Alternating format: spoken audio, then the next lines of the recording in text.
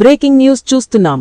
కుమ్రం భీం ఆసిఫాబాద్ జిల్లా కాగజ్ నగర్ మండలం పెద్దవాగు వద్ద ఉన్న రైల్వే బ్రిడ్జిపై ప్రమాదం చోటు చేసుకుంది.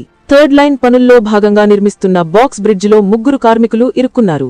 సమాచారం అందుకున్న సిబ్బంది వెంటనే చేరుకుని కార్మికులను బయటకు తీసి ఆసుపత్రికి తరలించారు.